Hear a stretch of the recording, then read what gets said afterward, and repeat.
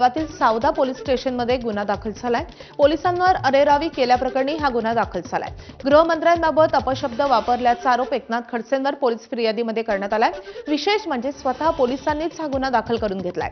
मात्र एकनाथ खडसेंनी आरोपांचं खंडन करत गौण खनिज प्रकरणामध्ये गुन्हा दाखल का करण्यात आला नाही याबाबत माहिती घेण्यासाठी सावदा पोलीस स्टेशनला गेलेला होतो। त्यावेळी पोलीस निरीक्षकांबाबत चुकीनं एक शब्द निघाल्यामुळे त्यांची माफीही आपण मागितल्याचा दावा एकनाथ खडसेंनी केलाय। आता या प्रकरणामध्ये एकनाथ खडसेंवर काय कारवाई होते हे पाहणं महत्त्वाचं असेल। यांनी इतके दिवस हा गुन्ह्याचा तपास केला नाही, पण गुन्हाचा FIR घेण्यात टाळाटाळ केली, म्हणून मी स्वतः पोलीस प्राधिकरण, DG आणि अन्य वरिष्ठ अधिकाऱ्यांकडे या संदर्भामध्ये तक्रार करणार आहे। पोलीस प्राधिकरणाला पुराव्यानिशी दाखवणार आहे की यांनी किती याच्यामध्ये विलंब लावला आणि जाणीवपूर्वक केला आहे।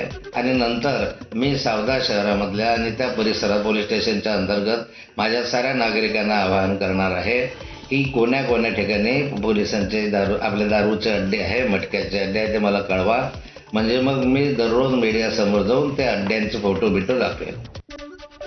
मुख्यमंत्री देवेंद्र फडणवीस यांच्याकडून अर्थसंकल्पीय नियोजनाला सुरुवात करण्यात आली आहे। मुख्यमंत्र्यांकडून आज मराठवाडा आणि पश्चिम महाराष्ट्रातील पालकमंत्री आणि जिल्हाधिकाऱ्यांसोबत अर्थ नियोजनाच्या बैठका सुरू होणार आहेत। मुख्यमंत्री देवेंद्र फडणवीस प्रत्येक जिल्ह्यातील अर्थ नियोजनाचे प्रस्ताव सादरीकरणाच्या बैठकांना ऑनलाईनही हजेरी लावतील।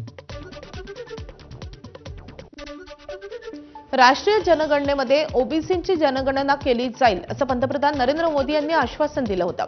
मात्र राष्ट्रीय जनगणनेमध्ये तयार करण्यात आलेल्या प्रश्नसूचीमध्ये ओबीसीचा कॉलम टाकण्यात आला नसल्यानं राष्ट्रीय ओबीसी महासंघाकडून 23 मार्चला दिल्ली येथे एका दिवसाचं धरणं आंदोलनाची घोषणा करण्यात आली आहे।